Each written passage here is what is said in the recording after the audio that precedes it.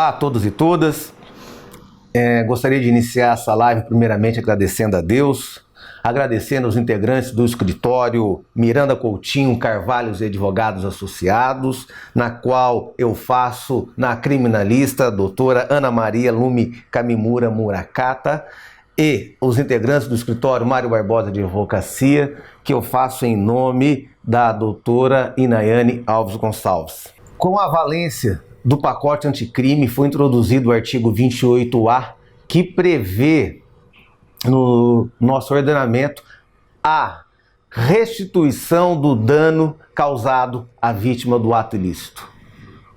E para tratar desse tema, tenho a honra de ter ao meu lado aqui o Papa do Direito Penal brasileiro, da América Latina, o professor Jacinto Nelson Miranda de Coutinho. Professor titular de Direito Processual Penal da Universidade Federal do Paraná, aposentado. Professor do Programa de Pós-Graduação em Ciências Criminais da PUC do Rio Grande do Sul. Professor do Programa de Pós-Graduação em Direito da Faculdade Damas do Recife.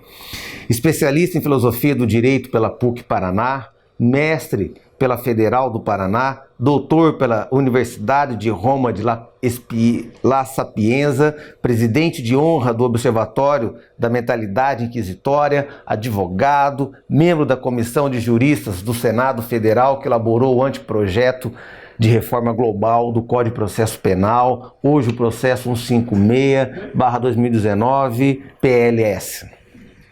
E professor Jacinto, Vossa Excelência é conhecida de norte a sul, de leste a oeste, por toda a América Latina e por todo o Brasil. Mas eu queria trazer algo, não só da sua excelência profissional, mas do ser humano extraordinário que tu és. E para isso vou pegar emprestado o poema do poeta pernambucano Dedé Monteiro, que se titula como A Quatro Velas. 4 velas ardiam sobre a mesa. Falavam da vida e de tudo mais. A primeira, tristonha: eu sou a paz, mas o mundo não quer me ver acesa, e se apaga a primeira vela.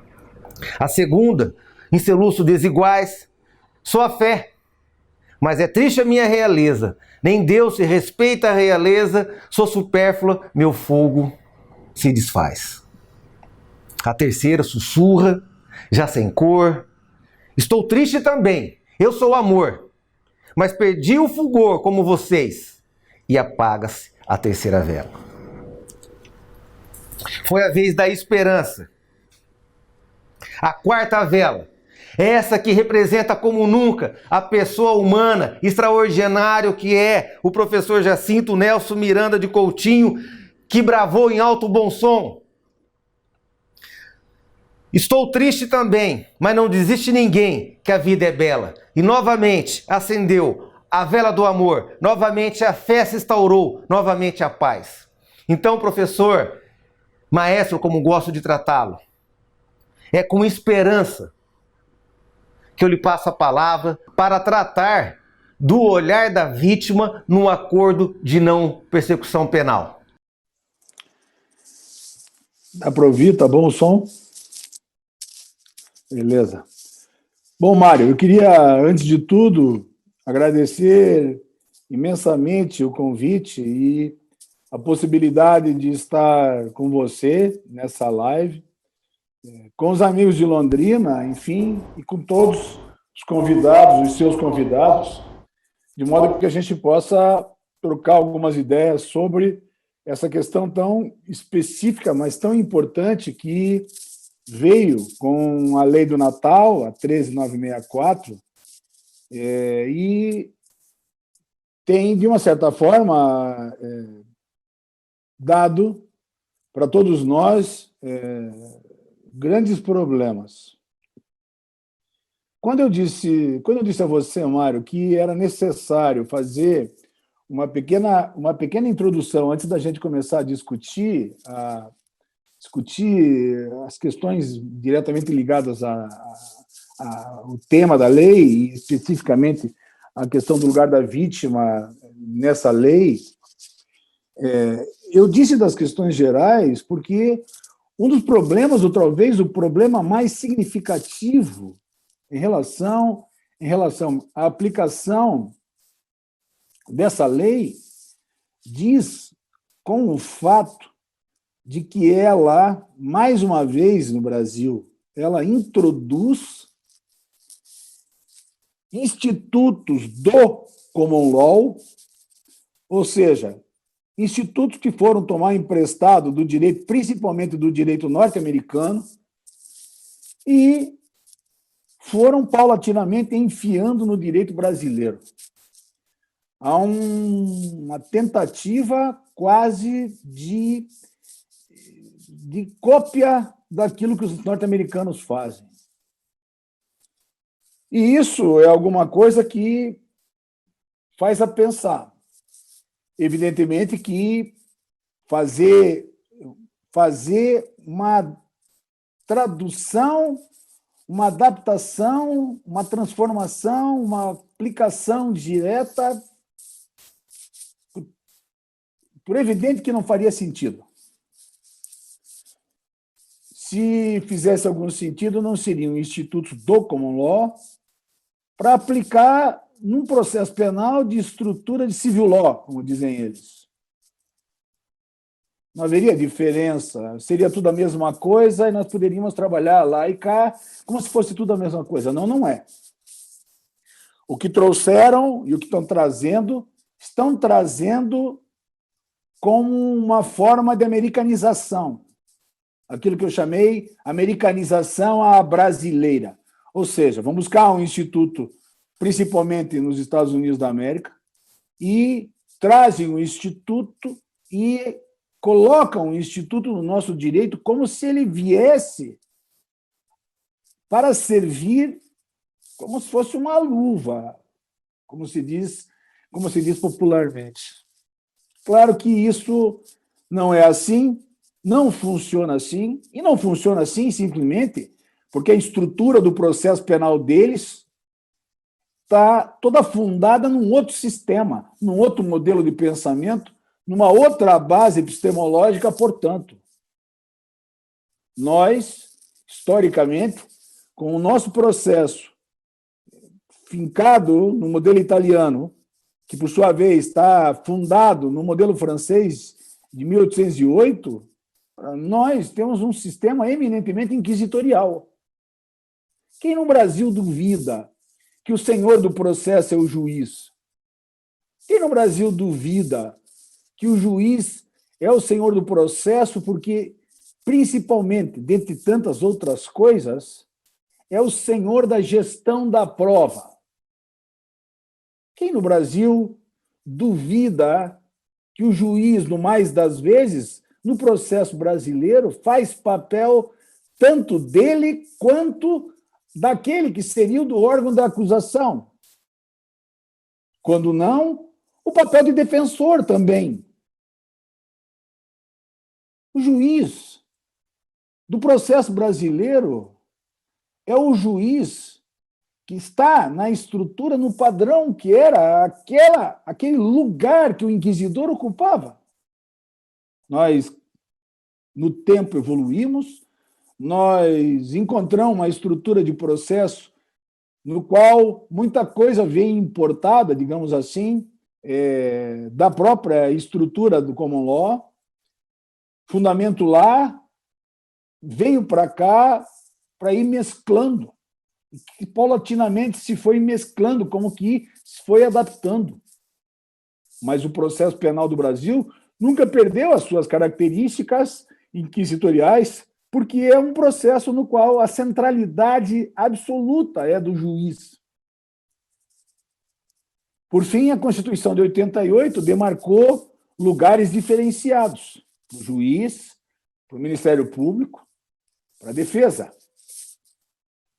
Estabeleceu um padrão diferenciado e que, de fato, é compatível não com a estrutura do nosso processo, que tem o juiz nesse protagonismo geral, mas uma estrutura eminentemente acusatória, no qual, em que pese o lugar e a função do juiz seja proeminente, porque a função do juiz é eminentemente de decidir os casos, decidir os conflitos. Em hipótese nenhuma, ele substitui a acusação. E é por isso que a estrutura principiológica, que marca a estrutura acusatória, dispõe sobre a atuação do juiz ligada ao papel que a ele representa. A atuação do Ministério Público, aqui pensando no Ministério Público dos Estados Unidos, a atuação do Ministério Público marcada pelo papel que a ele é dado na construção do processo.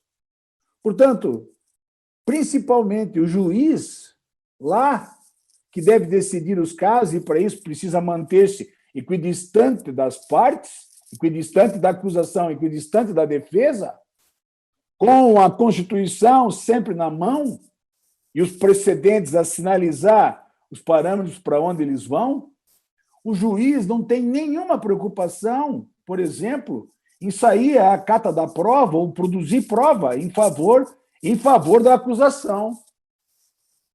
Da mesma maneira que se estrutura a defesa para produzir as provas que entende necessárias para rebater a acusação. O juiz faz o papel dele e a acusação faz o seu papel. O processo é, por isso, um processo que cada um tem um lugar definido, juiz, acusação, defesa.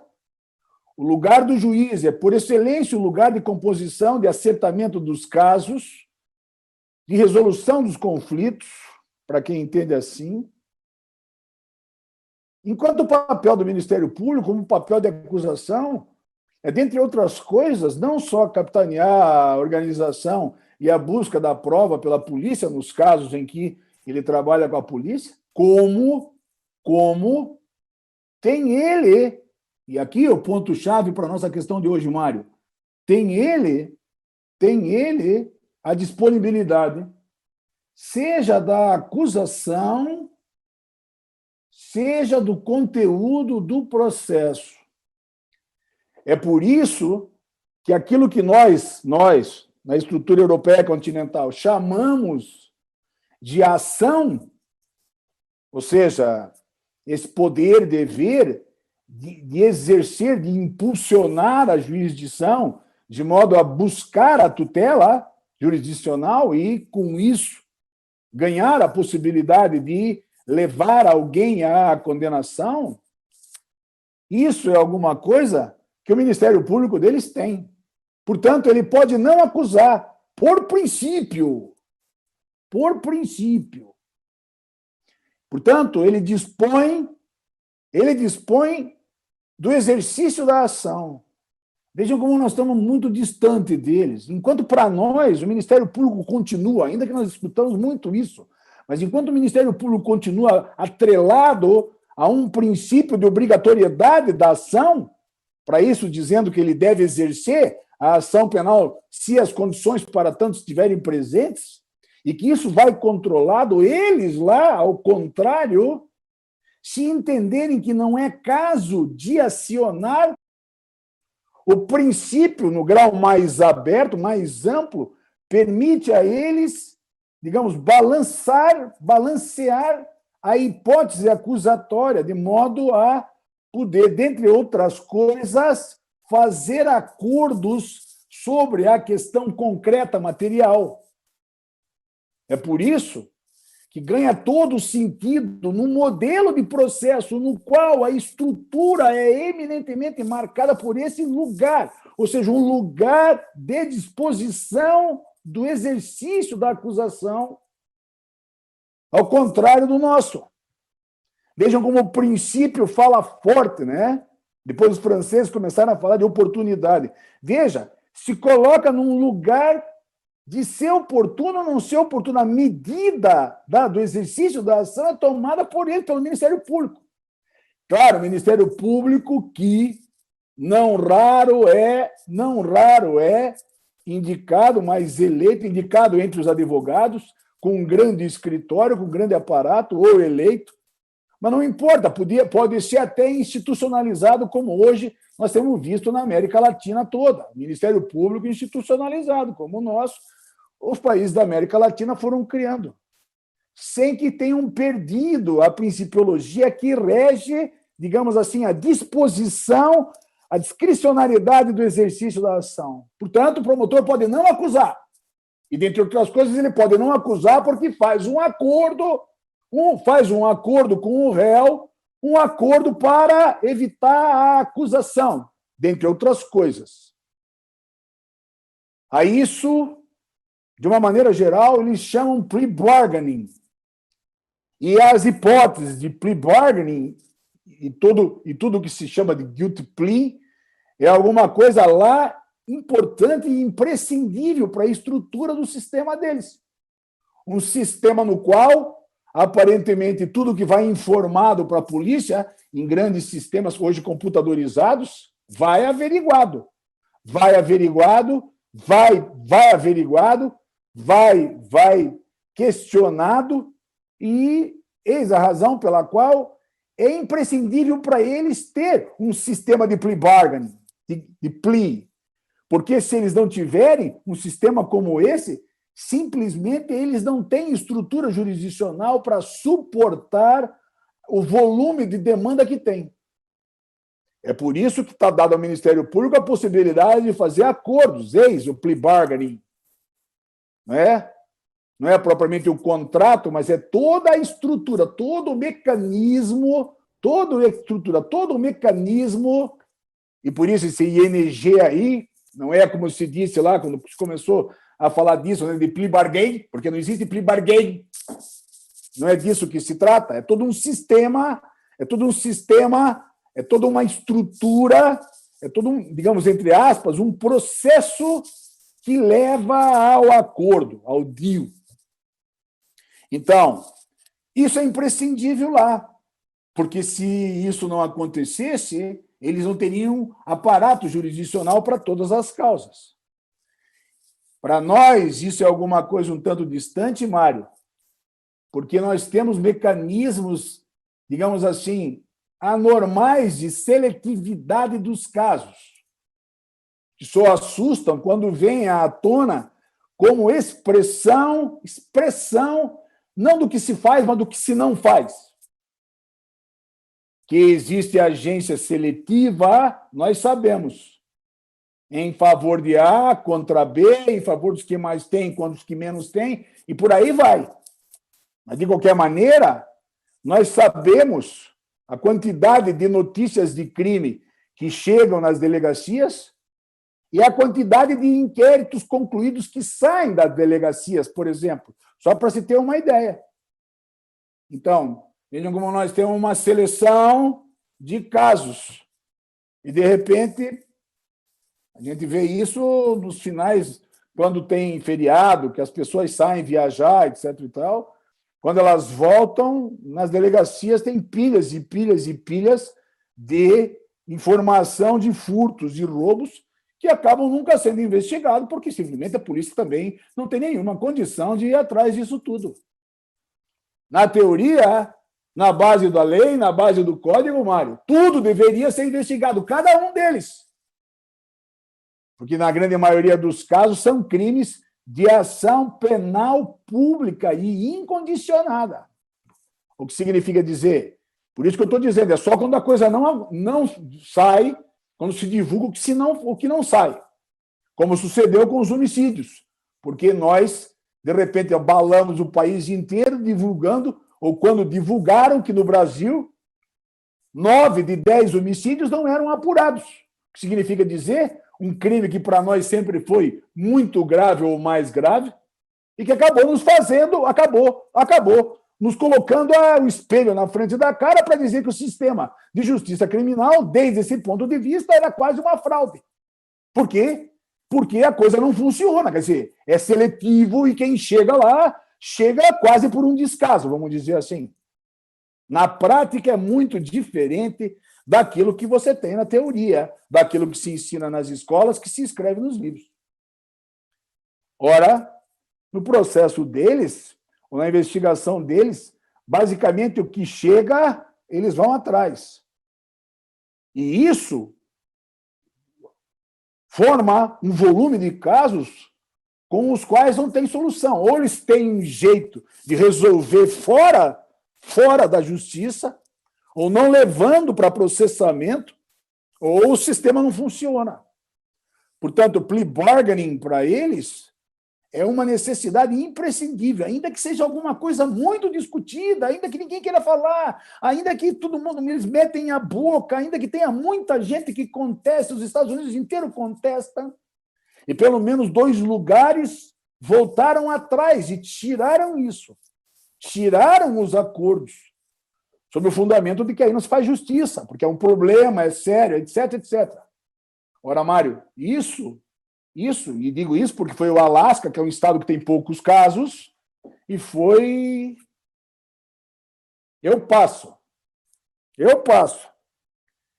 também tirou. Ambos tiveram que voltar, porque não suportaram sem o acordo. Portanto, cada vez que me vejo gente discutindo acordo, às vezes arrotando muito grande demais ou grosso demais para o meu gosto, fico sempre pensando que era necessário imaginar do que se estava falando. O promotor americano, além de poder fazer o acordo, ele pode também, Mário, está escutando, né? Ele pode também dispor do conteúdo do processo. Isso nós tratamos na ação como princípio da obrigatoriedade ou oportunidade, mas para nós a gente diz que vige o princípio da obrigatoriedade, ainda que tenha mitigação, etc, etc. E do que eu estou falando agora é o que nós chamamos de princípio da disponibilidade ou da indisponibilidade do conteúdo do processo. Isso, para nós, é tomado como um princípio de indisponibilidade em face do artigo 42 do Código de Processo, que diz que não pode existir, da mesma maneira que o artigo 576. Ainda que nós sabemos que o Ministério Público, digamos assim, ele pode não recorrer da decisão que é contrário àquilo que ele pediu. E isso já deixa um tanto quanto deslocado. Por que eu estou insistindo nesse ponto? Porque o princípio da disponibilidade do conteúdo do processo faz com que o promotor deles, Mário, olha bem, o promotor deles, a qualquer momento, se entender que perdeu as provas que ele tinha, ou que pensava ter, para fundar a acusação, pode retirar a acusação. Até o julgamento, ele pode retirar a acusação. Então, isso é de mais relevante, porque mesmo que o juiz não queira, veja como é interessante isso, hein? Isso mostra o lugar que o juiz ocupa lá e o lugar que o juiz ocupa aqui. Mesmo que o juiz não queira, o promotor pode retirar a acusação. Ele retira a acusação. Claro, dentre outras coisas, porque se ele perde, por exemplo, a principal testemunha que tinha, a grande chance que ele tem é de perder, porque o juiz, com a equidistância, o juiz tende a julgar pelas provas que tem lá no processo e as provas que se apresentam lá para ele no processo. Então, nessa hipótese, o juiz tende a absolver. E para não deixar que o juiz absolva e para poder não deixar transitar em julgado materialmente, ele retira a acusação de modo que, se ele encontrar outras provas, ele pode voltar com a acusação depois. Ora, Mário, na nossa cabeça, esses 2 princípios, que se não encaixam bem na nossa estrutura, vieram ou tiveram que vir, de uma certa forma, junto com os institutos novos, delação, acordos, e particularmente agora com o acordo do 28A, o acordo de não persecução. É tão, digamos, caricata a hipótese de que no Brasil está pensando o acordo de não persecução penal a partir da estrutura inquisitorial que permanece no nosso processo, que os tribunais agora, diante da lei nova, têm tido uma imensa dificuldade, sem que fosse maldade, mas uma imensa dificuldade, maldade deles, naturalmente, para nós, sem que fosse maldade, têm tido imensa dificuldade de ajustar as coisas, porque ninguém sabe bem como fazer, ninguém sabe bem como agir, está todo mundo meio que tateando. E aqui vem um ponto extremamente relevante para nós. Por quê? Porque os juízes, na hora de entender a estrutura de um instituto da base acusatória, teriam que pensar com a cabeça acusatória, imaginando a disponibilidade que o promotor tem para poder não exercitar a ação e, com isso, fazer um acordo que possa até, aparentemente, ser prejudicial para ele, para o órgão de acusação, prejudicial para o Estado que ele apresenta lá. Mas ninguém tem nada a ver com isso, porque isso é uma questão, digamos assim, constitucional ligada à esfera dele. Ao juiz não cabe isso. Não cabe ao juiz saber disso ou ver disso.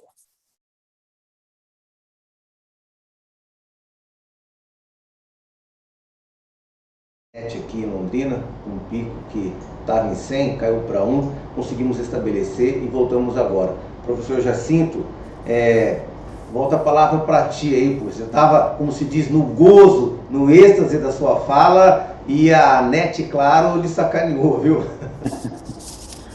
Bom, Mário, na verdade, eu estava meio me encaminhando para o final.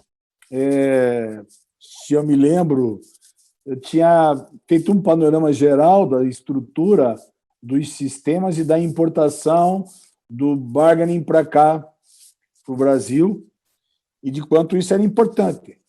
De fato, isso é importante para nós, porque nós, paulatinamente, estamos caminhando na direção do processo do sistema acusatório. Nós precisamos disso. A América Latina inteira foi para lá, todos os países, menos nós. Hoje, nós estamos ilhados com o sistema arcaico, ultrapassado, mas que tem muito saudosismo, que tem muita gente que gosta desse nosso sistema, Mário. Então, ele, de fato, para alguns interesses, ele é bom, principalmente porque ele faz uma opção preferencial pelos pobres, e isso a gente vê pelo resultado dele. As penitenciárias estão lotadas de pobres, são quase 800 mil, e os que mais têm é mais difícil de chegar neles. Na estrutura acusatória, a coisa é um tanto diferente, e, como é possível ver, nós temos chance de chegar. Uma das coisas que propicia isso é a estrutura dos acordos. Mas, para isso, nós precisamos de uma estrutura integral acusatória, nós não podemos ter esse arremedo, essa fraude que é ir buscar institutos do common law e trazer para cá para que eles potencializem o sistema inquisitorial. O sistema inquisitorial é a causa do nosso mal. Ele opera mal em relação aos que menos têm, e ele opera mal em relação aos que mais têm. Os que mais têm, porque a seletividade faz com que eles cheguem pouco. Então, nós temos muita dificuldade de chegar nos que mais têm. E isso todo mundo sabe, eu não preciso falar, porque todo mundo sabe disso. Então, a gente entende a situação, mas não dá para ficar assim. E a maneira de sair disso é migrar para um sistema efetivamente acusatório, e isso só se vai dar com uma reforma geral do Código. Não dá para ficar fazendo remendo como esse, inclusive, particularmente nesse aspecto. O acordo de não persecução é uma desgraça, porque ele, como foi com a delação premiada, ele é um queijo suíço cheio de buracos. E uma das coisas que está pendente na estrutura do acordo de não persecução, é por isso que aquela hora eu falei dos juízes, eles mesmos têm tido muita dificuldade, porque eles não conseguem entender direito o que se quer, até onde se vai, como se vai, até onde vai chegar, como eles trabalham a posição do Ministério Público, como eles não trabalham, como eles fazem, como eles não fazem. E isso não é só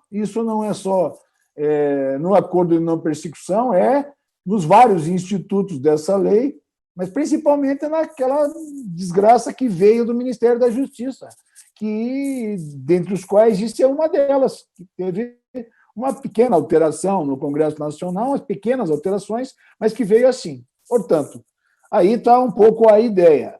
Nós temos um instituto de bargaining metido num processo de estrutura inquisitorial.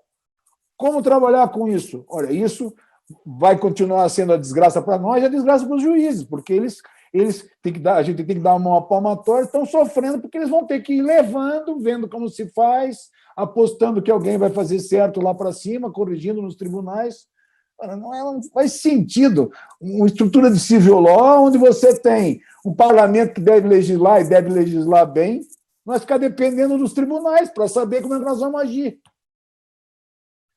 Em relação à vítima, Mário, é isso que vai acontecer. Nós vamos ter que esperar os tribunais dizerem como é que se vai agir. Esse é o exemplo mais clássico, talvez um dos mais clássicos, pelo menos. Porque, em relação à vítima, a estrutura dessa lei é pavorosa. Ela leva à obrigação de reparar o dano ou restituir a coisa à vítima, exceto na impossibilidade de fazê-lo. Isso é alguma coisa que se pode verificar desde logo. Mas se você me pergunta sobre o dano e a reparação, onde diz aí? Quem vai fixar o que é? Quem vai dizer? O juiz vai dizer o que é o dano? O juiz vai dizer a extensão do dano? O juiz vai mandar arbitrar? Veja por que não pode ser assim.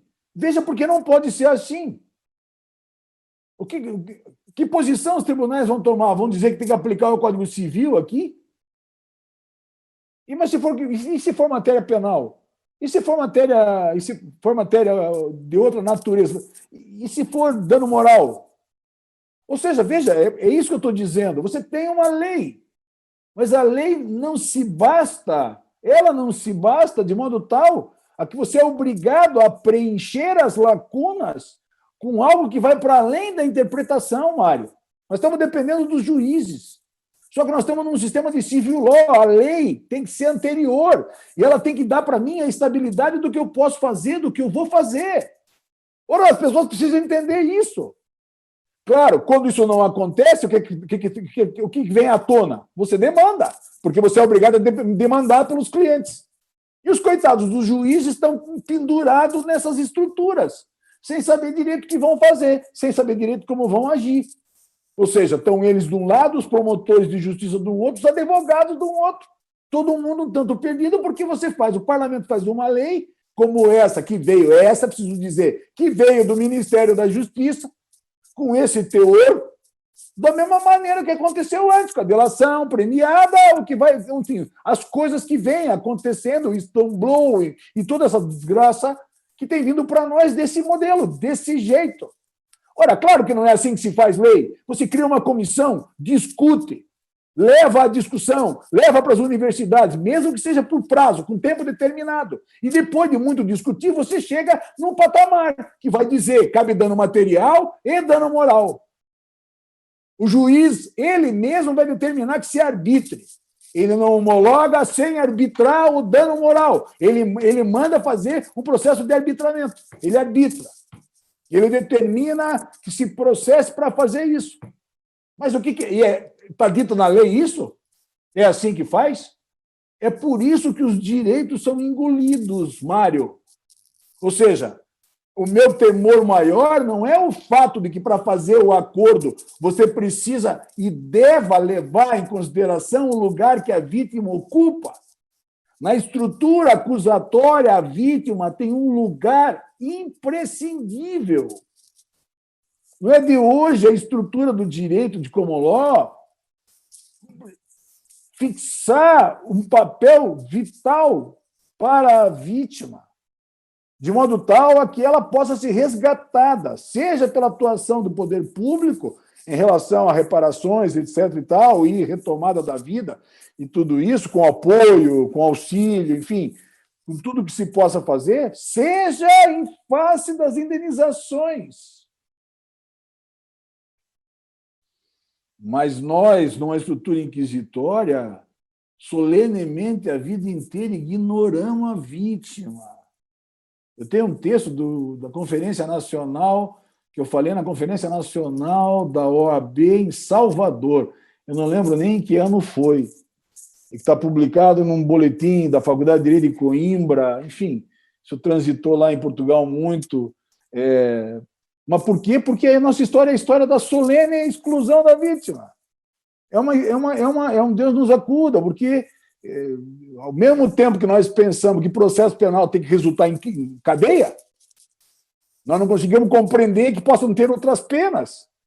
E, dentre outras coisas, nós não conseguimos compreender que um acerto, muitas vezes, entre o autor do crime e a vítima pode responder muito melhor para a sociedade, não só pela satisfação da vítima, mas muito melhor para o próprio agressor, para o próprio réu, para o próprio indiciado, para o próprio autor do crime.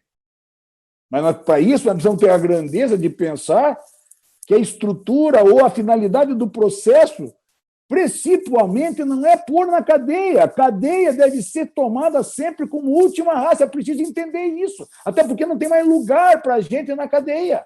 Então, como nós podemos pensar a reação criminal, como nós podemos pensar a resposta criminal de uma maneira tal a que seja melhor para a sociedade?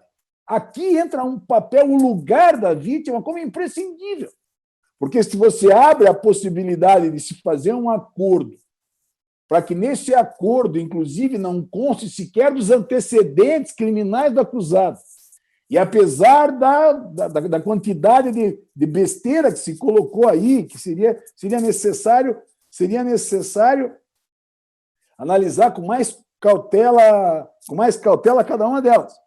Mas, de qualquer maneira, é extremamente relevante imaginar que a vítima, no acordo, tem que jogar o seu papel. A vítima, no acordo, tem que ter um lugar que não seja só aquele que diz respeito a ter direito a ser intimada do acordo que foi fechado, para efeito das providências que deva tomar. Ou seja, desde esse ponto de vista, claro que existem outras possibilidades, naturalmente, porque você viu o que eu disse antes. Você viu o que eu disse, que é possível se acordar antes da ação e é possível acordar depois do conteúdo do processo. Esses dias eu vi alguém dizendo, e citando outros autores já, de que só é possível fazer acordo até o oferecimento da denúncia, porque é um acordo e não persecução. Ora, é preciso que as pessoas não saibam o que é persecução. Ora, a persecução penal é um leque que se abre desde a notícia do crime até o trânsito em julgado da decisão. Se é um acordo de não persecução, é preciso pensar justamente nesse ponto, porque é algo que se deve se estender e que se pode estender o tempo inteiro. Veja, mas isso não está na lei. Nós estamos opinando, essa gente estava opinando assim, dizendo que não cabe depois do oferecimento da denúncia, ou alguma besteira qualquer desse naipe, pelo nome, dizendo que, como é da persecução, talvez confundindo persecução com investigação, ou persecução com apuração, sei lá. A persecução é esse grande arco que pega tanto a estrutura da investigação preliminar, quanto do processo. Esse conjunto, o que significa dizer, pelo nome, não é pela lei, é pela desgraça do nome, pelo nome, é possível acordo nas duas esferas, é possível acordo nos dois patamares. Agora, eu estou dizendo isso pelo nome, Mário. Veja, é pelo nome que eu estou falando disso. Estou eu também falando pelo nome. Eles falaram pelo nome, eu vi esses dias atrás, o sujeito falando disso. Até a denúncia. Mas até a denúncia por quê? Não, porque se acordo de não persecução, depois da denúncia não pode. Mas se é de persecução, é evidente que depois da denúncia pode. Pois é não persecução. Não disse? É não ação ou não processo. Veja, o nome que chamaram. Desde esse ponto de vista, era melhor ter falado de plea bargaining, em inglês mesmo. Era mais coerente. Mas como essa porcaria não foi discutida com ninguém, como isso veio da cabeça de uma pessoa, quem sabe só, claro que não cabe. Claro que não cabe, porque é essa coisa que nós temos que carregar no fardo. Esse é o nosso fardo, carregar esse tipo de coisa. Ficar sem pergunta e todo mundo opinando desse jeito, eu inclusive. Porque se você me pergunta, eu não tenho resposta positivada aí para dizer até onde vai. Posso até pensar, mas eu não tenho como fazer. Por exemplo, se um processo está em curso, o juiz pode fazer acordo? O tribunal tem dito que pode. Quando eles começaram a discutir isso, Teve gente que disse, não, não pode, porque isso é regra processual. Como? Regra processual que diz respeito a um acordo do qual vai sair uma pena? Primeiro, ao contrário do que o Ministério Público vinha dizendo, o Conselho Nacional do Ministério Público, lá para trás, quando eles inventaram de legislar, como se eles fossem o parlamento para fazer lei processual, não queriam que os juízes se metessem. Mas se sai de lá a pena, não tem pena sem processo nesse país, tem uma Constituição, tem que respeitar a Constituição. Então, necessariamente, tem que ter intervenção do juiz, porque senão qualquer decisão que atribua sanção penal, qualquer um tem que ter atividade do juiz. Isso é um princípio primário. Nula pena sine judicio. Qualquer um aprendeu isso na sociedade, qualquer um aprendeu isso na faculdade. Mas teve gente que sustentou, inclusive o Conselho Nacional do Ministério Público, se não me falha a memória. Ora, desde esse ponto de vista, é necessário imaginar que, no curso do processo, é possível. Porque, na verdade, se você faz um acordo desse naipe, ele atinge... Porque se faz um acordo no curso do processo. A estrutura do mecanismo é processual, mas a questão de fundo é eminentemente penal. Esse é típico uma estrutura normativa híbrida, bifuncional, como diz o Castanheira Neves ou o Figueiredo Dias. A estrutura é uma estrutura bifuncional. Ela trabalha nos dois sistemas, trabalha nos dois mecanismos, nas duas estruturas normativas, e, portanto, ela produz efeito nas duas estruturas. E, de consequência, ao contrário de se operar naquilo que é possível se interpretar como norma penal, deve ser usada como norma penal. Então, desde esse ponto de vista, claro que se deve fazer. Os que se negaram a fazer, os órgãos do Ministério Público se negaram a fazer, mandaram para os tribunais, e os tribunais, com uma luz, alguém disse, espera aí, isso é bifuncional, etc. e tal, no meio do processo tem que fazer. Vai dar trabalho, mas tem que fazer. O que significa dizer o quê? Tem que ir lá, tem que propor o acordo, tem que funcionar o acordo. Mário, como faz em relação à vítima, Mário? O que se faz em relação à vítima? Ou seja, o que é preciso fazer em relação à vítima? Na lei não tem. Mas é imprescindível, digamos, antes da vítima estar no processo, é imprescindível que os órgãos do Ministério Público, que, dentre outras coisas, devem velar pela legalidade, intervenham sempre nesta direção, não esquecendo da vítima, enquanto a vítima não estiver no processo. Se a vítima estiver no processo, é imprescindível a participação dela, porque ela só está no processo, no nosso processo, ela está como autora, nos casos em que é querelante, ou como assistente. E aí os direitos dos assistentes da vítima, como assistentes, seus representantes, enfim, a turma do 30 e do 24, essa gente, nós sabemos a extensão do direito que tem. Ora, então não tem como você pensar na hipótese de que um juiz, nessas circunstâncias, vai chamar um acordo, vai abrir, forçar o Ministério Público a propor um acordo, e que, né, veja, no bojo daquele processo, se vai fazer um acordo sem que a vítima participe, para ela, por ela, demandar pelo seu direito. Isso, para mim, é uma coisa... Isso é uma coisa primária. Ou seja, o acordo tem, no órgão do Ministério Público, veja como funciona a estrutura acusatória, né? O órgão do Ministério Público, ora, por lei, ou pela estrutura processual que os caras têm, tem o comando da estrutura do acordo. Mas a vítima do processo penal brasileiro, se está no processo, tem os direitos decorrentes de estar no processo.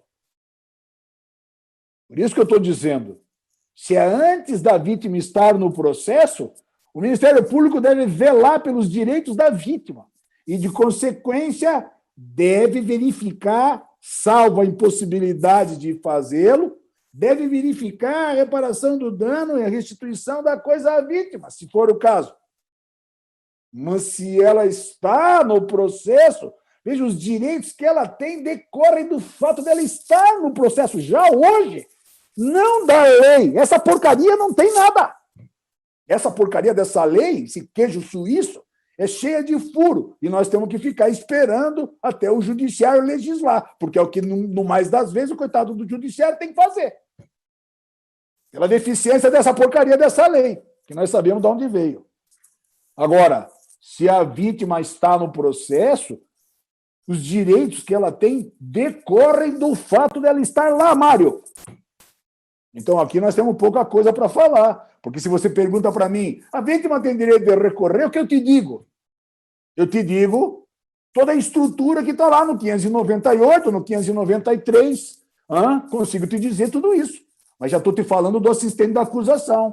Eu já estou te falando daquilo que é uma figura que aparece lá, com a natureza que tem lá, estabelecida, reconhecida, que nós sabemos como funciona, e a extensão dos direitos que tem. Para esse efeito aqui, ó, da indenização. Para esse efeito aqui, ó, da reparação. Ou seja, a mim parece, veja o que eu estou falando, quando eu falei do lugar do juiz, é que o juiz, nesse aspecto, deve velar pela legalidade. Ele pode dizer, não está na lei. E eu digo, perfeitamente, diz aqui que tem que ser reparado. Mas se você tem assistente no processo, você tem que respeitar os direitos do assistente. Tem assistente? Tem. Então, você trata de chamar o assistente. Porque se você vai fazer uma composição aí, essa composição não é para ser feita atrás da porta. Essa composição é para ser feita aqui, ó, aberta, com a intervenção de quem está lá. Ou seja, a vítima já não depende mais que o Ministério Público vele pelo direito que ela tem. A vítima tem seu lugar lá. Mas nós sabemos disso. Eu estou falando do assistente de acusação. Ou seja, a vítima não é parte civil. Não tem uma estrutura de parte civil. Nosso processo não tem parte civil. Nós não podemos comparar com o processo europeu, italiano, etc. e tal. Não é disso que se trata. A nossa vítima não é a parte civil. Não é disso que se trata. Nós não temos isso.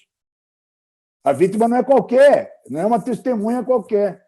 Ou seja, nós sabemos o que faz a vítima, nós temos presente o papel da vítima, nós temos décadas de jurisprudência delimitando os espaços do assistente. Então, não é o caso de falar disso agora, porque todo mundo sabe, mas nós sabemos o direito que a vítima tem em decorrência do fato de estar lá. Bom, Mário, eu não sei, de novo, já foi quase meus 15 minutos, 20, mas eu aqui posso, de uma certa forma, dar uma parada e nós podemos conversar, Mário, agora um pouco mais, porque era mais ou menos o que eu queria expressar, o que eu queria dizer, seja da parte geral, como especificamente em relação ao próprio lugar da vítima, com esse pit stop que a gente fez, providencial para poder tomar água, para poder tomar café, para dar risada e tal, e rezar para que a NET de Londrina cumpra o seu papel, porque senão vai ter que demandar contra ela logo, né, para ver se restaura a hora que tiver uma indenização para uma cidade de 1 milhão de habitantes, eles vão pensar melhor na hora de mexer nesses negócios, não é? Como aquele caso de Autônia famoso lá. Mário, muito obrigado, viu? Estou à disposição para a gente conversar. Professor, e enquanto a gente estava sem net, offline aqui, chegou algumas perguntas para serem feitas à tua pessoa, mas na minha concepção, o professor, o maestro, já exariu quase todas. Mas eu vou consignar elas aqui, até em deferência às pessoas que fez, que era a reparação do dano no artigo 28A. Ele é de maneira integral, ou seja, inclui o dano moral, material, o dano material e imaterial. Essa era uma das perguntas. A segunda, o professor já também abordou no tema e falou sobre a natureza híbrida ou mista dessa norma, seja material ou formal. Era uma pergunta que foi feita aqui.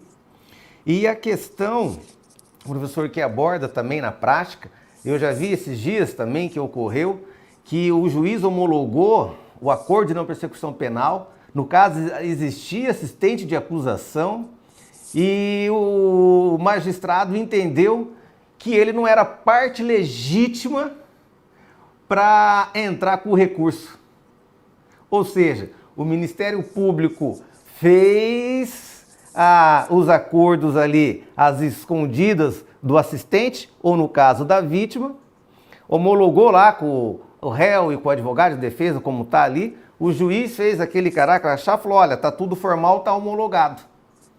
Por óbvio, o assistente de acusação, indignado, entrou com o recurso, o juiz indeferiu por reconhecer que não é parte legítima, teve que se entrar com uma cautelar iluminada para o Tribunal de Justiça determinar que o juiz recepcionasse o recurso e desse o andamento normal.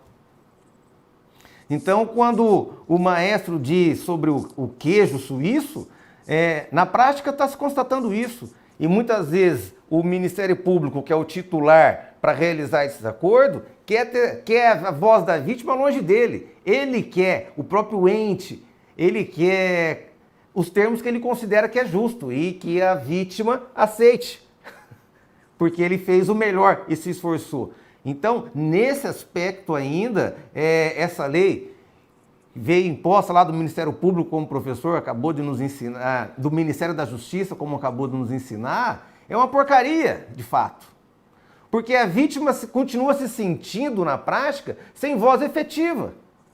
Poxa, se o promotor de justiça entende que a indenização dele tem que ser 1.000 e ele 10, e o parquê não senta com ele, pelo menos para dialogar o porquê do raciocínio, do entendimento de que é aquele valor e não o outro que ele entende ser como correto, de nada vale o sistema. Penso eu. E professor, também, deixa eu aproveitar esse intervalozinho aqui que nós estamos dialogando um pouco, para agradecer algumas pessoas que deixaram algumas mensagens, Palminha te elogiando e etc. Agradecer o João Krum, o doutor Leonardo Viana aqui de Londrina, o Marcelo Dallagnol, o agente penitenciário Michel Delbran, a Pisa Silva, o João Pacoleto, todos esses aí elogiando a maneira do que Vossa Excelência estava se pronunciando e mais, tendo coragem de colocar voz aqui no Brasil à vítima, que geralmente fica lá no fundinho, escondida, e poucos querem tratar elas como deveria. O sistema acho que tinha que colocar a vítima, na minha concepção, professor, salvo o melhor juízo, no pedestal, e ao contrário, a sensação do dia a dia nossa. O que fazer, professor Jacinto? Bom, uma das coisas que nós sabemos, Mário, é que quando o Estado não está, os crimes acontecem. Não é culpa do Estado, mas o Estado está lá, digamos assim, para fazer justo. Pelo menos teoricamente, o Estado deve estar lá para não permitir que os crimes aconteçam. E o Estado também, nessa hora, nós precisamos ter consciência do Estado, nós precisamos ter consciência de que a vítima está lá naquele lugar, Mário.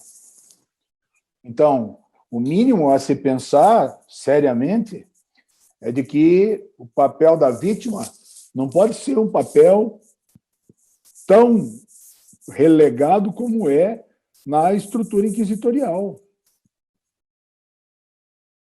Porque a vítima na estrutura inquisitorial, a vítima primária na estrutura inquisitorial, era a igreja, Mário. A estrutura inquisitorial nasce para combater os hereges. Aí, a vítima, o lugar da vítima, tinha pouco a ver com o que nós pensamos sobre a vítima, Maia. Depois, na reestruturação, quando o Estado moderno, digamos, se estrutura na forma que tem, Isso devia ter sido superado. Não foi porque o sistema inquisitório ficou, mas isso devia ter sido superado. Superado para dar à vítima o lugar que ela precisa, ela merece ter. Por isso que esse negócio é importante. Por isso que o lugar da vítima é importante. Mas o lugar da vítima que eu estou falando também não é só o Estado. Quando se avança contra o Estado, mais do que rápido, tem gente que pensa logo em buscar dinheiro para satisfazer o Estado. Não, eu estou falando do cidadão vítima. Cidadão vítima, cidadã vítima. Essa que é a abusada.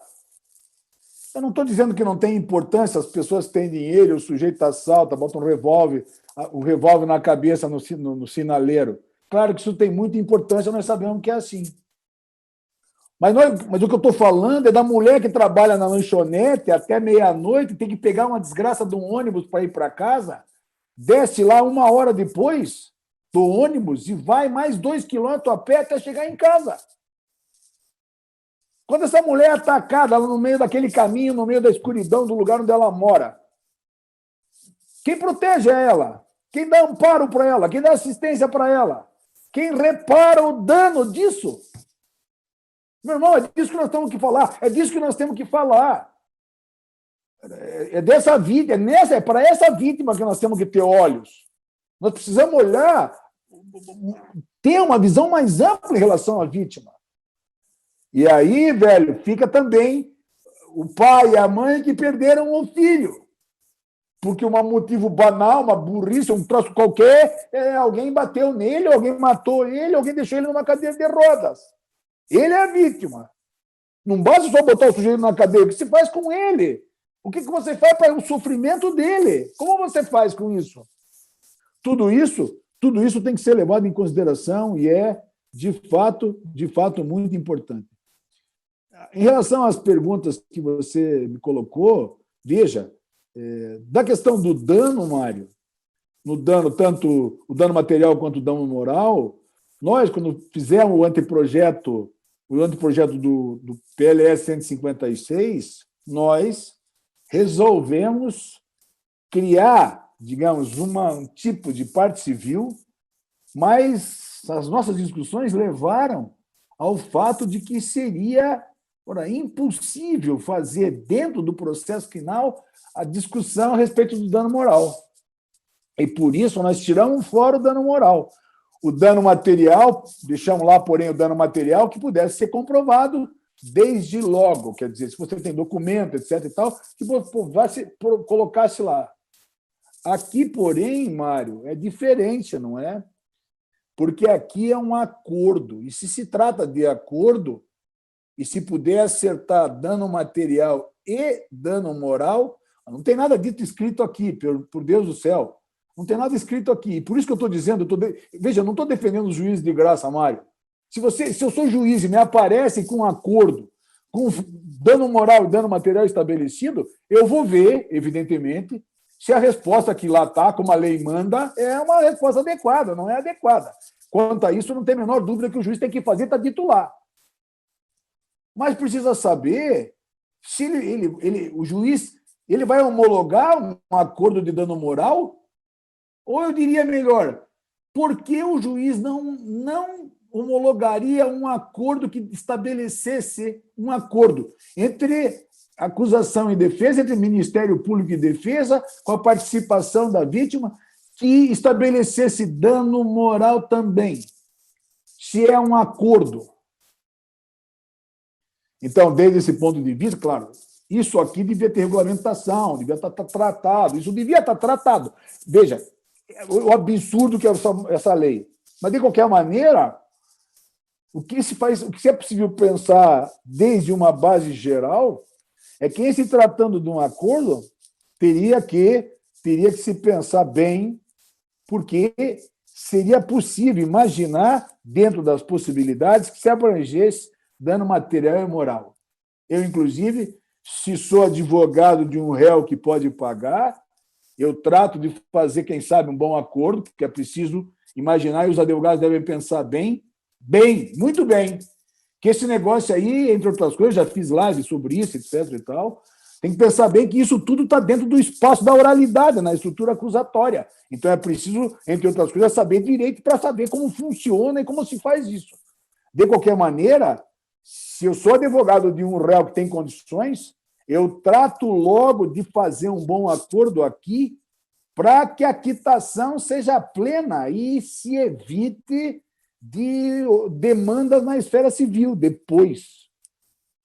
Então, tem relevância isso, tem muita relevância e a mim parece que é possível se pensar nessa hipótese, embora na lei não tenha nada e nós continuemos dentro daquela coisa que eu disse, que é ficar esperando para ver o que o judiciário vai fazer. De qualquer maneira, como o judiciário vai resolver esse negócio. Diga se tem cabimento se fazer uma lei e depois esperar que o judiciário diga o que está na lei, ou preencha a lacuna que a lei tem. É o fim do mundo isso é o fim da picada. A mim, esse troço soa como ridículo, é uma coisa absurda.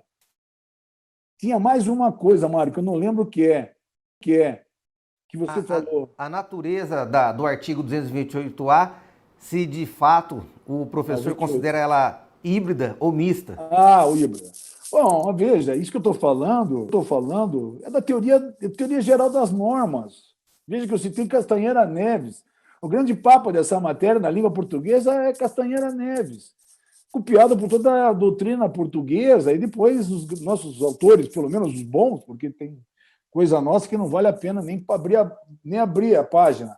Mas, de qualquer maneira, nossos grandes autores todos têm ciência disso, porque isso está, digamos assim, lá no pico, na estrutura normativa, da separação entre a normatividade penal e a normatividade processual penal. Nós precisamos saber bem nas estruturas quando é penal e quando é processual. Tem distinção, né? Tem distinção de como se interpreta, tem distinção em relação a prazos, tem distinção em relação a isso, retroagir ou não retroagir.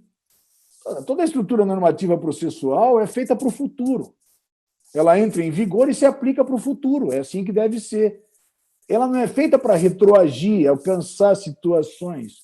É uma estrutura que diz com mecanismo, diz com um processo, e, portanto, ela é pensada para ser jogada para o futuro. Só que quando você pega um instituto como esse, que é um acordo, a base desse acordo, digamos, o mecanismo, a estrutura dele é eminentemente alguma coisa feita na base processual, é depois do crime, Mário. É isso que eu estou querendo dizer. Porque nós sabemos todos que depois do crime, um segundo depois do crime, já é processo. Terminada a execução, o resto passa a ser exaurimento. Em geral, o primeiro ato lá no homicídio é telefonar para a polícia, já é processo. Então, desde esse ponto de vista, a situação trata de um mecanismo a ser aplicado lá no processo penal, na estrutura do processo penal, na persecução penal, como eu disse. Mas se refere a um acordo sobre a aplicação, a possibilidade de aplicação da pena.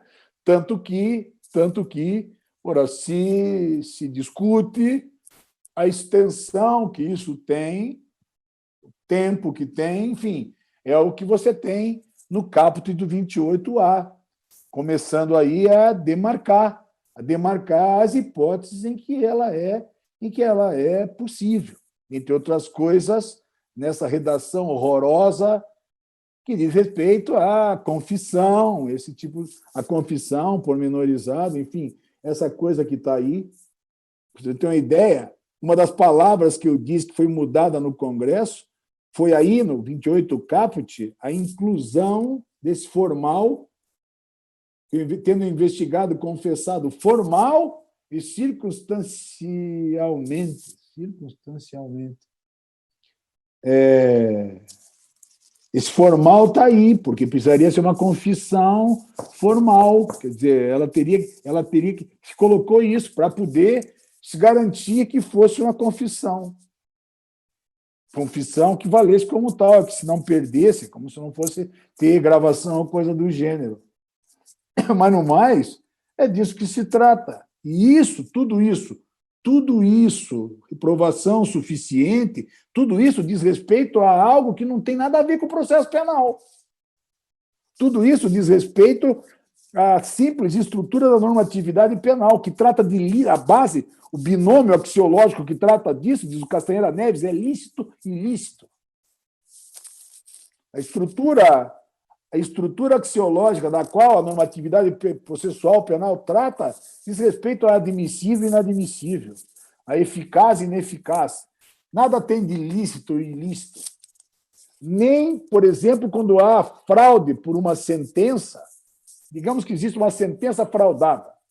Fraude criminal, não diz respeito à normatividade penal. Discutimos nós se é inexistente, se ela é nula, como se faz para invalidar, mas aquilo que está, a fraude dali é penal, não tem nada a ver com a gente, não tem nada a ver com a gente, nada. Mas veja, numa situação como essa, em que o conteúdo do acordo é a decorrência do lícito e ilícito, e a estrutura que envolve o acordo diz respeito à estrutura processual no admissível e inadmissível, aqui é justo o lugar onde as duas normatividades se casam. E, portanto, ali está a estrutura da bifuncionalidade. Ali está a estrutura híbrida. Quando o Figueiredo Dias fala das normas bifuncionais, está falando justo disso. E, claro, quando você tem uma estrutura bifuncional, naquilo em que é favorável ao réu, há de ser aplicada. E é por isso que, mesmo sendo um acordo lá no processo, ou para a persecução penal, é evidente que ela deve ser aplicada retroativamente para alcançar os casos, todos os casos.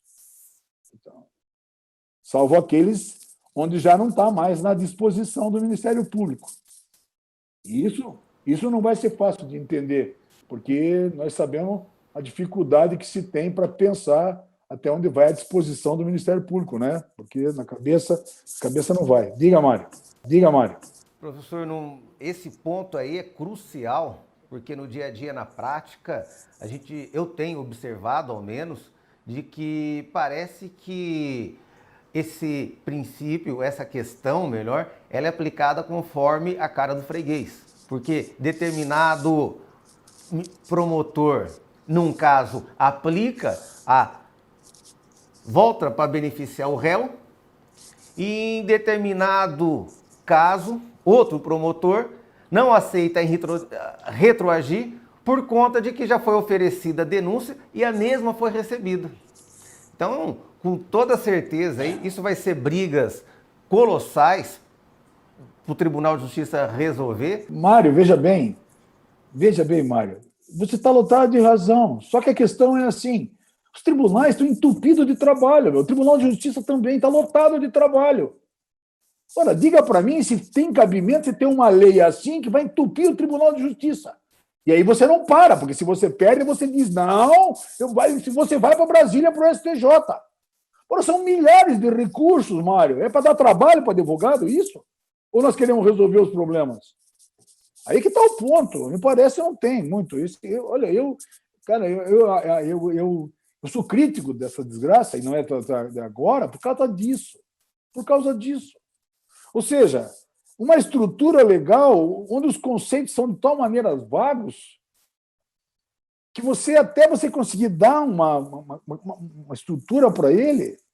Ora, veja, nós temos um caso em que tinha duas hipóteses, dois casos conexos. Fizeram uma separação e acabou um na Justiça Federal, um na Justiça Estadual. Tá bem. Nós estamos discutindo, vamos. O caso de uma delas, eu não me lembro qual, era caso de acordo de não persecução. Vem o Ministério Público e diz, nesse caso aqui não cabe acordo de não persecução, porque o acusado que era primário, bons antecedentes, nunca teve crime nenhum, é uma briga, enfim, numa empresa, sei lá o quê. Enfim, o cara é presidente da empresa, esse tipo, um troço assim, desse naipe. Não cabe acordo de não persecução, e, portanto, não vou fazer acordo com essa gente. Não cabe acordo de não persecução, porque é um criminoso habitual. Habitual. Sabe qual era o outro crime? Aquele que foi desmembrado, que foi lá para a Justiça Federal, sei lá, não sei. Ou seja, Mário, aí é que está a questão. O que se faz? Chama o cliente, vem cá, acontece isso.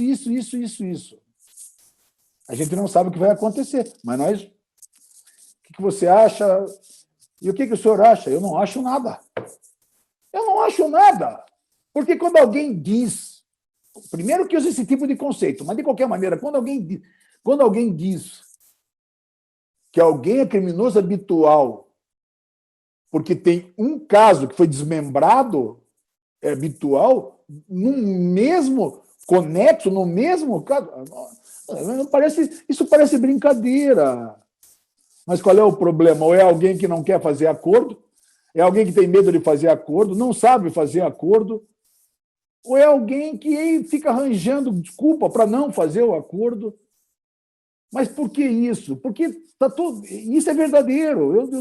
A gente tem que reconhecer. Está todo mundo, um pouco pisando em ovos, porque ninguém sabe direito, ninguém sabe disso. Esse troço parece coronavírus. Ninguém sabe nada a respeito desse troço. Ninguém sabe se vem por aqui, se vem por lá, se dá enxaqueca, sabe? Ninguém sabe. Se o troço tira paladar, para uns tira, para outros não tira. Ninguém sabe nada do troço. Esse negócio parece isso. Então fica todo mundo tateando, e está todo mundo fazendo mais ou menos como imagina que deve fazer. Eu imagino que deve ser assim. Alguns vão copiar de lá, outros tendem copiado aqui, um vai... Cara, é um negócio meio... Está tudo meio assim. Está tudo meio assim. Isso na justiça criminal, para quem trabalha com legalidade estrita, para quem trabalha com taxatividade, para quem trabalha com uma estrutura de segurança jurídica, nessas características, como nós sempre fizemos questão de propagar, porque para o direito criminal deve ser assim, a resposta é muito dura demais, acaba com a vida das pessoas. Para quem trabalha com uma estrutura desse naipe, é bizarro o que está acontecendo. Porque, claro, não pode ser desse jeito, velho. As pessoas, pela lei, deviam saber o que iam fazer. As pessoas deviam saber a dimensão que isso tem.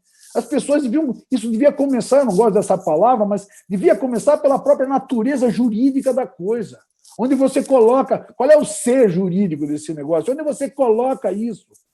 Que extensão tem? Quanto você vai fazer? As pessoas deviam... Todos nós devíamos saber o que é isso. Ora, você me pergunta certas coisas, eu acabei de dizer do dano, se é tal, material, etc. e tal. Se pode ser dano moral, dano material, até que extensão que vai. Ora, teoricamente, alguém como eu, um professor titular de uma universidade federal, devia saber, mas não é que eu não tenha pensado nisso, eu não sei, porque eu posso dar minha opinião, mas o que interessa a minha opinião? Ela pode, inclusive, ser moral. E no direito não vale nada a minha opinião, não vale nada a moralidade, não vale nada isso. O que eu acho não me interessa, não interessa para ninguém o que eu acho. Interessa que eu faça uma análise jurídica da coisa, mas onde tu tira uma análise jurídica, Mário, para fazer de um negócio desse? O que significa dizer, o que você pode esperar do que vem de lá? É muito pouco. E aí o que acontece? Vai acabar tendo milhares de problemas, isso significa milhares de recursos para os tribunais de justiça e bobear milhares de recursos para o Tribunal de Brasília. Rapaz, não pode ser desse jeito. Pô, nós precisamos botar a mão na cabeça, nós temos que ter consciência de que legislar, fazer lei, não é fazer uma porcaria dessa e enfiar a luz. Que lá os caras vão dar jeito. Os caras que vão dar jeito somos nós, que vamos padecer no inferno com um troço desse, velho. Cara, Que terreno incerto e não sabido que estamos caminhando, hein, professor? Mas é isso mesmo, né, Mário? É isso mesmo. E na lei, o que você diz para a vítima? O quanto de garantia você dá para a vítima que ela vai ter diante do quadro que está aí? Esse que é o problema. Esse troço podia estar todo delimitado, velho. Você podia ter resposta para dar. Você podia ter resposta para dar. O mínimo de resposta você podia ter para dar. Mas você não tem e ninguém tem. É desastroso isso. Porque nós, os advogados, somos os primeiros que temos os embates com as pessoas, com os cidadãos. E eles perguntam coisas e nós temos que responder. Quando você não consegue responder nada, ele acha que você é um imbecil. Ele não está muito errado nisso. A não ser que você não seja ético e responda mentira para ele. Mas não é assim, velho. Não pode ser desse jeito. Não pode ser desse jeito. O cidadão merece respeito. E esse respeito começa por aquilo que se faz. Eu não tenho nenhuma dúvida disso. Nenhuma dúvida disso. Nenhuma dúvida disso. É por isso que eu insisti tanto. Eu tenho vários textos escritos lá sobre delação, etc. e tal. Tenho um livro junto com a Auri, com o Alexandre Rosa. Enfim, nós estamos insistindo nesse ponto porque se não pode legislar do jeito que se está legislando. Para legislar isso aqui, ó, era alguma coisa que hoje nós devíamos estar discutindo, meu irmão. O Mário gosta da questão da vítima, estuda essa matéria, sabe dessa matéria, etc. e tal. Chama o Mário para dar a opinião dele. O que você acha disso? Como fazemos? Como não fazemos? Ou seja, você precisa tirar uma suma daquilo que importa. Os tribunais devem falar. Ora, chama dos tribunais, chama os desembargadores A, B, C e tal, para vir ajudar a opinar, a montar a estrutura. Tem que montar uma estrutura antes. A estrutura do civil law é assim. Nós temos que ter lei. Nós trabalhamos fundados em lei. Porque se você não se funda na lei, você se funda na moral. E eu não sei quanta moral as pessoas têm para poder dizer que vale mais a delas do que a dos outros. Né? Esse é um ponto nefrálgico da questão toda. Eu acho, é o que eu acho mesmo. É possível você montar um direito pelo padrão moral? É. Mas ele, invariavelmente, é o direito do mais forte. A moral é um padrão.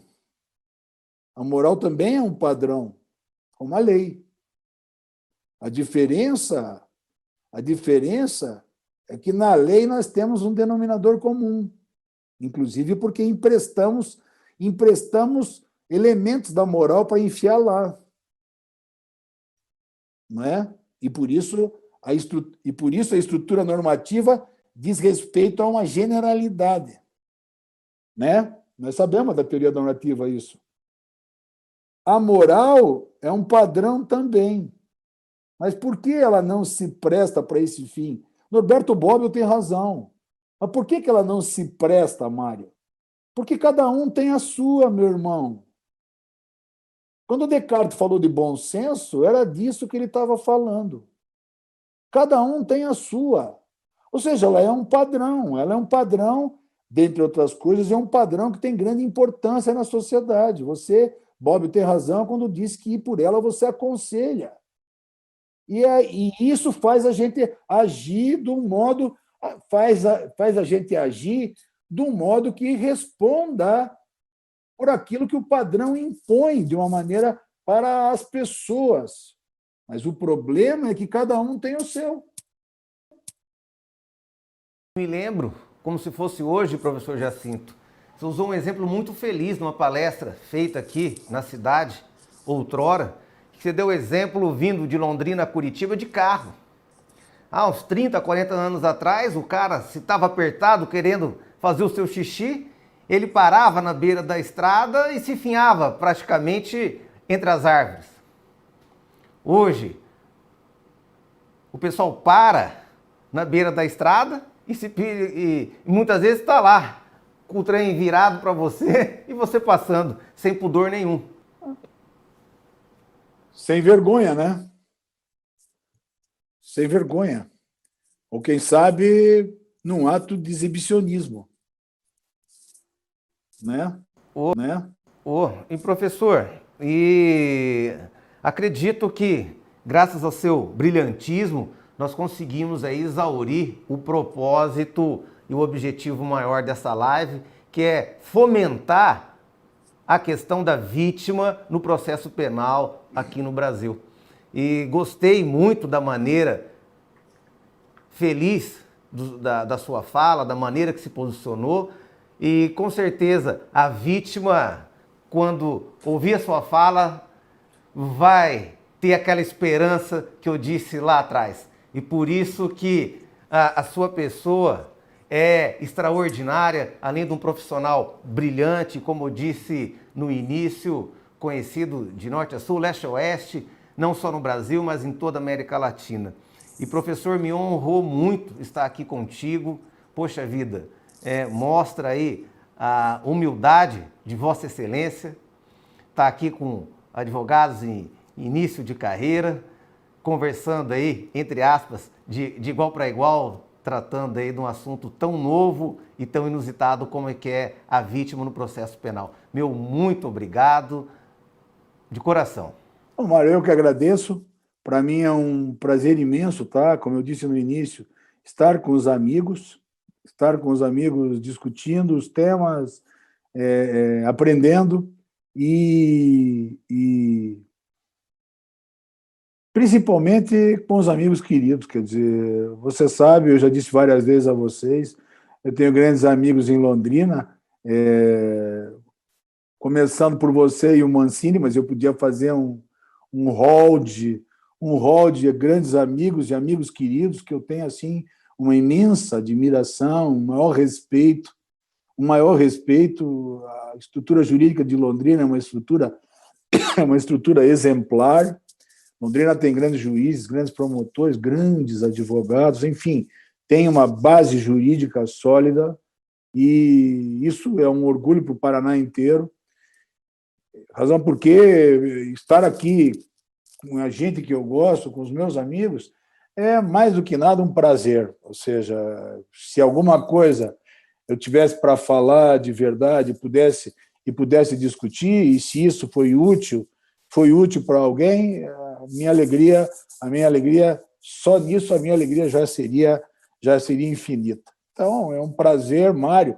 Espero que você se anime e que você continue nas lives. Faça isso, velho. Chame as pessoas para virem conversar, chame as pessoas para virem discutir, porque sempre é gente de fora, é sempre outra cabeça, é outra mentalidade. Ora, você tem grandes desembargadores aqui no Paraná, grandes juízes, grandes promotores, grandes procuradores de justiça, começando pelo procurador-geral, Gilberto Giacoia, aí vizinho de Londrina, aí de Ribeirão Claro, é um grande professor, um grande pensador, um grande professor mesmo, que tem tudo para discutir com você. Quer dizer, mesmo a questão da vítima, essa mesma questão da vítima, discutir com Gilberto Giacoia, por exemplo, para ter a visão do Ministério Público, começa por ele. E se você chamar, ele vai aceitar. Então, é alguém que pode responder para você, sabe, na altura e, sabe, ilustrar tudo aquilo que Londrina merece, toda a região, enfim, os amigos. O Beto Giacoia é um grande cara, vai te ajudar. E isso também com os desembargadores, com os juízes, sabe? É gente que entende disso e vai te ajudar. A desembargadora Priscila Plachá, até ontem, nossa colega advogada, enfim, na universidade, tem muito para dizer sobre esse tema, então, principalmente porque ela cuidou sempre dos assuntos das mulheres, sabe muito como dizer sobre isso. Então, Mário, você tem um grande campo para frente para discutir sobre vítima com as pessoas. Não pare, siga fazendo e reze para a NET não ter abortado pela metade, assim, a live, né? Mas de qualquer maneira, faça, continue fazendo, que é um prazer muito grande, você vai gostar. Obrigado. Grande abraço. Um outro abraço, professor, muito obrigado novamente. E antes de finalizar essa transmissão, gostaria de estar agradecendo a Andréia, a Patrícia Seco, o João Krum, que aguardou aí a queda da nossa net, a Kelly Pedroso, a Andréia Mota, a Sueli Alves, a esposa Charlene, os filhos que estão prestigiando, o professor Jacinto, Eurípides, André São Juan, meu grande amigo de São Paulo, a Larissa, a Janaína, o Moisés, a todos vocês, muito obrigado por estar prestigiando nesse momento. E o cenário é pavoroso, mas como diz um grande advogado, saudoso Nelson Mandela, parece sempre impossível, mas até que seja feito. Então, boa noite. Exatamente. E um grande abraço. Grande abraço. Tchau, tchau.